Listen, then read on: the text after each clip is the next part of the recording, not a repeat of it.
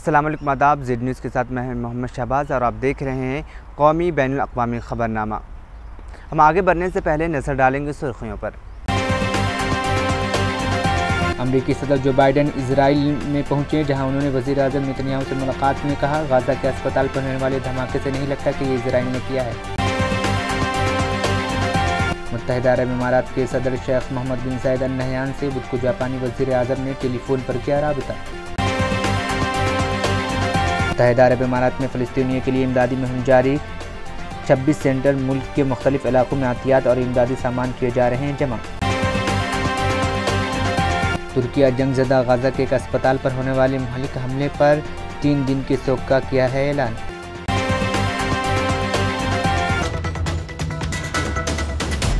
अमरीकी सदर Joe Biden जो इन दिनों इजराइल पहुंचे हैं, जहां उन्होंने वज़ीर आज़म नेतन्याहू से मुलाकात की और कहा कि गाज़ा के अस्पताल में होने वाले धमाके से ये नहीं लगता कि ये इजराइल ने किया है। अरब मीडिया के मुताबिक सदर जो बाइडेन ने मुलाकात में नेतन्याहू से कहा कि जो कुछ मैंने देखा है इस बुनियाद पर यही लगता है कि दूसरी टीम ने किया है, आपने नहीं।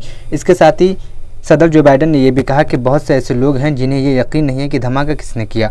सदर जो बाइडेन ने इसराइल पहुंचे तो वज़ीर आज़म नेतन्याहू ने उनके इस्तकबाल के लिए पहले एयरपोर्ट पर मौजूद थे और अमरीकी सदर से गले लगकर मिले, जिसे दोनों रहनुमाओं के दरमियान एक नई ताल्लुक़ के आगाज़ की अलामत के तौर पर देखा जा रहा है।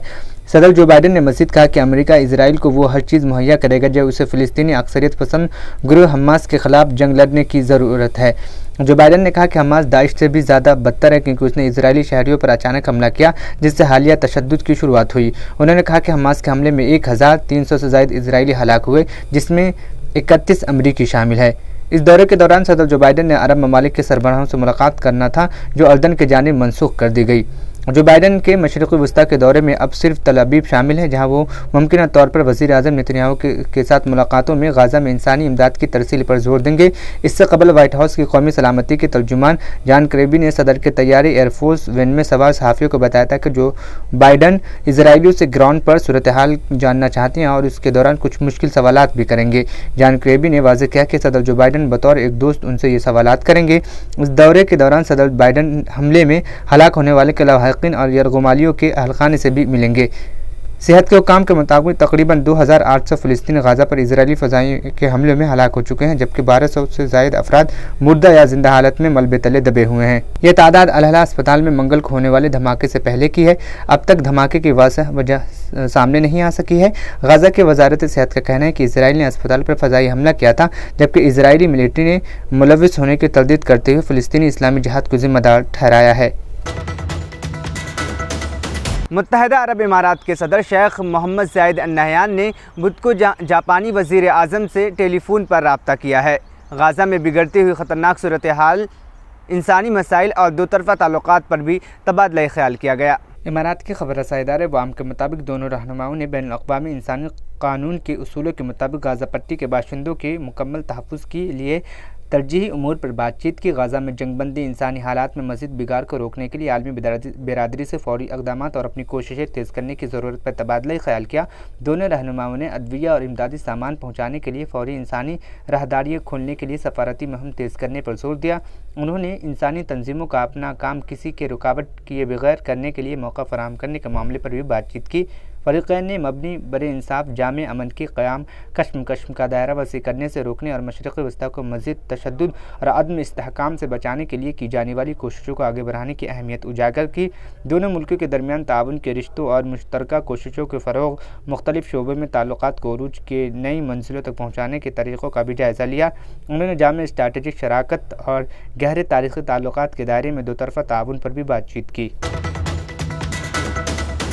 मुत्तहिदा अरब इमारात में फ़लस्तीनियों के लिए इमदादी मुहिम जारी है। 26 सेंटर मुल्क के मुख्तलिफ़ इलाक़ों में अतियात और इमदादी सामान जमा किए जा रहे हैं।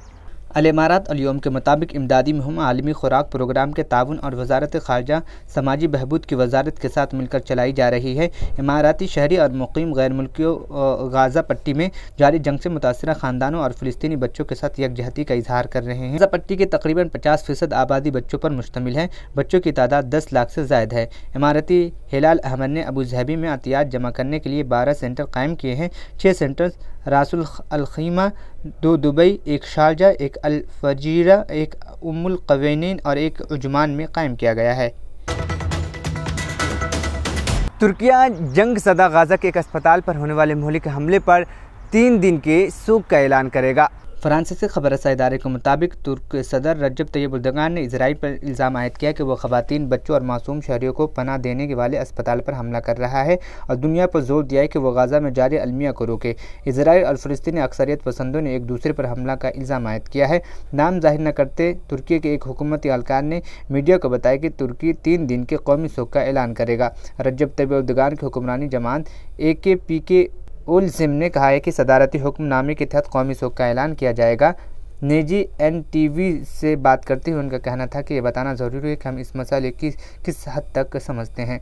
एर्दोगान ने मंगल को सोशल मीडिया पर एक पैगाम में इस हमले की मजम्मत करते हुए कहा कि इजरायली हमलों की ताज़ा तरीन मिसाल बुनियादी इंसानी इक़दार से मबरा है। AKP पार्टी के तर्जुमान उमर सैलिक ने कहा कि तुर्की की जानिब से 3 रोज़ा शोक का ऐलान गाज़ा के मासूम फ़लस्तीनियों के साथ इजहार यकजहती है। उन्होंने हफ्तावार प्रेस कॉन्फ्रेंस में इजराइल पर अस्पताल पर हमले का इल्ज़ाम लगाते हुए मीडिया को बताया कि हम एक ही दर्द, एक ही गम में शरीक हैं।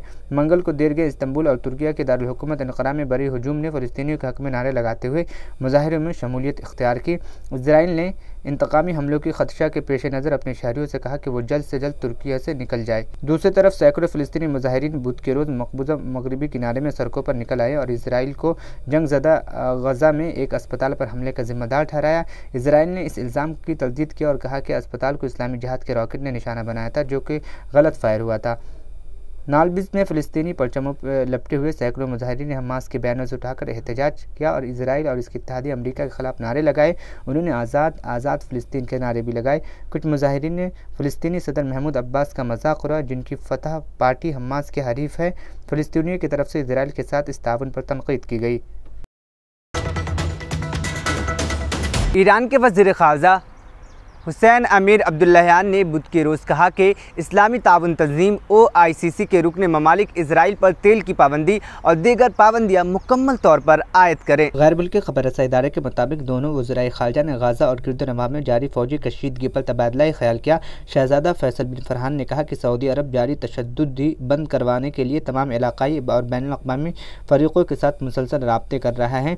उन्होंने जोर देकर कहा कि सऊदी अरब किसी भी शक्ल व सूरत में शहरियों पर हमले, बेकसूर इंसानों के कत्ल को पूरी क़ुव्वत से मुस्तरद और बैनुल-अक़वामी इंसानी कानून के उसूलों का एहतराम ज़रूरी समझता है।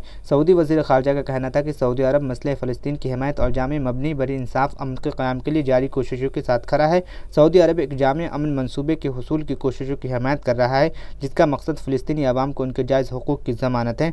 इस मौके पर सेक्रेटरी ख़ारजा बराए सियासी उमूर डॉक्टर सऊद अस्साती भी मौजूद थे। أولا منذ اندلاع هذه الأزمة وكانت توجيهات القيادة الله يحفظها واضحة بأهمية التحرك السريع للعمل على احتواء آثارها وللعمل على ضمان عدم وقوع الضحايا المدنيين في الجانب الفلسطيني وللعمل على إيجاد السبيل السريع لوقف إطلاق النار. وجاء من ذلك الحراك الكبير الذي قامت به المملكة على المستوى الدولي، وطبعا أيضا الحراك مع أشقائنا في الجامعة العربية، واليوم هذا الاجتماع التي دعت له المملكة في منظمة التعاون الإسلامي لرفع صوت الدول العربية والإسلامية فيما يتعلق بأهمية وقوف المجتمع الدولي متكاتفا في تطبيق أسس القانون الدولي وفي حماية المدنيين أيا كانوا. ولا شك أن أهم خطوة نستطيع أن نعمل الآن لحماية المدنيين هي الوصول لوقف إطلاق فوري للنار. وبالتأكيد أن من المهم أيضا أن نعالج جذور هذه المشكلة التي طال أمدها لنخرج من دوامة العنف والعنف المقابل ولنصل إلى السلام المستدام، وهذا يأتي من خلال تطبيق قرارات الشرعية الدولية فيما يتعلق بإقامة دولة فلسطينية مستقلة ذات سيادة ويعطي هذا الأمل والمستقبل للشعب الفلسطيني الشقيق.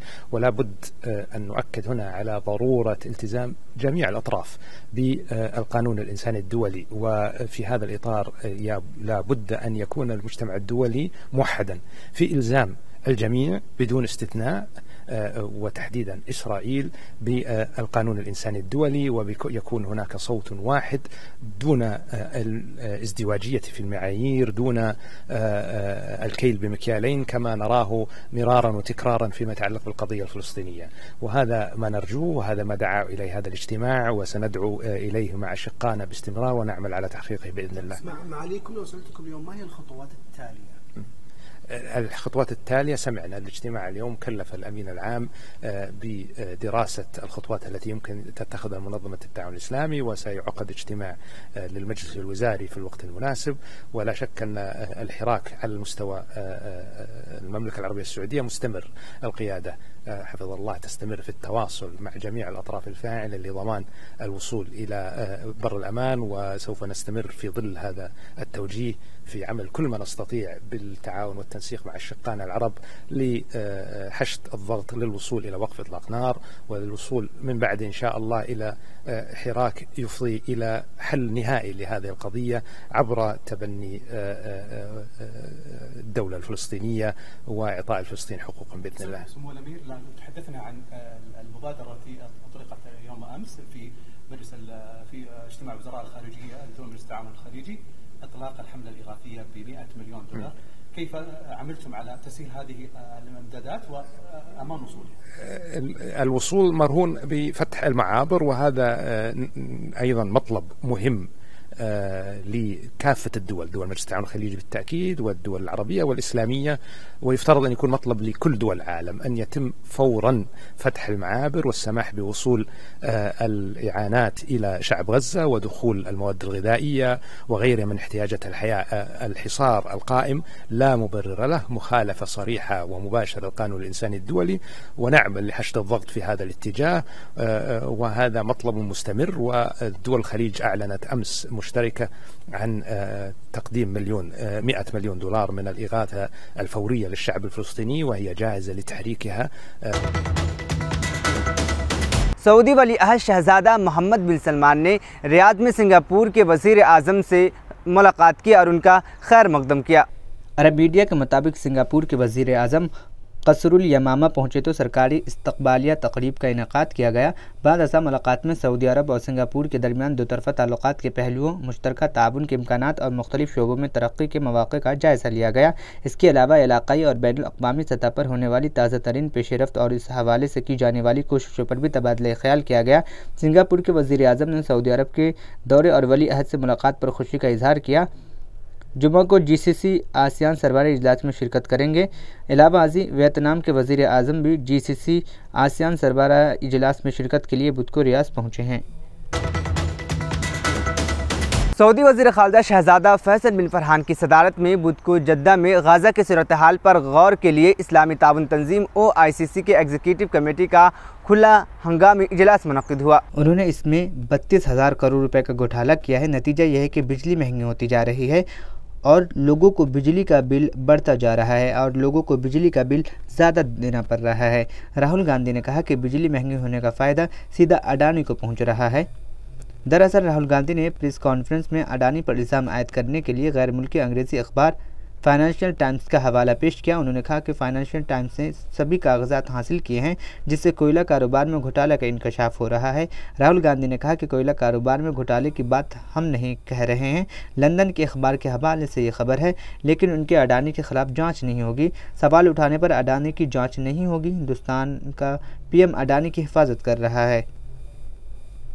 राहुल गांधी ने प्रेस कॉन्फ्रेंस के दौरान कहा कि पहले हम लोग 20,000 करोड़ रुपए घोटाले की बात कर रहे थे, लेकिन अब इसमें 12,000 करोड़ रुपए मज़ीद जोड़ दीजिए, यानी अब घोटाला 32,000 करोड़ रुपए का होता जा रहा है। उन्होंने मज़ीद कहा कि आप जो बिजली का इस्तेमाल करते हैं, बल्ब या पंखा चलाते हैं, उसका पैसा बटन दबाते ही फ़ौरन अडानी जी के जेब में चला जाता है। ये नंबर रकम धीरे धीरे मज़ीद बढ़ेगा।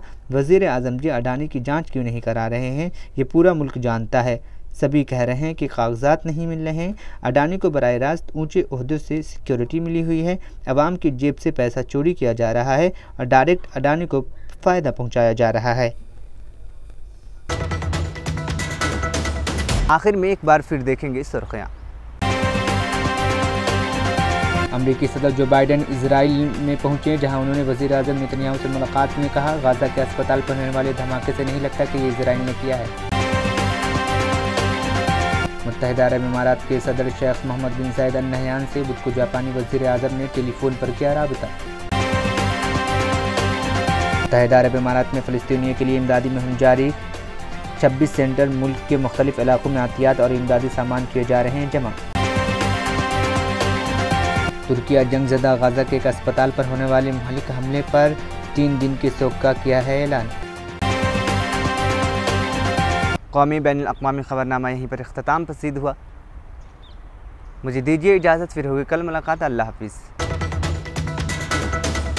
मेहनत, लगन, निफासत का हसीन मरकज जौहरी, क्राफ्टेड जस्ट फॉर यू। मियार और एतमाद की रिवायत, जेवरात ऐसे कि आपका दिल जीत लें। जौहरी के दिलकश डिजाइन आपको दूसरों से मुनफरिद बनाए। हम हर किस्म की डिजाइन की ज्वेलरी ऑर्डर्स पर भी बनाते हैं, कोई यूं ही नहीं बनता। जौहरी दुनिया भर के 15,000 से ज्यादा के डिजाइन मौजूद हैं जो आपके दिलों को भाएं। इतने खूबसूरत डिजाइन की ज्वेलरी कहीं और न मिले। कारीगरी के असली मायने आपको जौहरी पर तशरीफ लाने पर ही पता चलेंगे। हर 916 हॉलमार्क ज्वेलरी पर only 4.9% wastage, no making charges. Jauhari, crafted just for you. Gold, diamonds and platinum. Opposite Success School, 7 Toms Road, Toli Chowki, Hyderabad.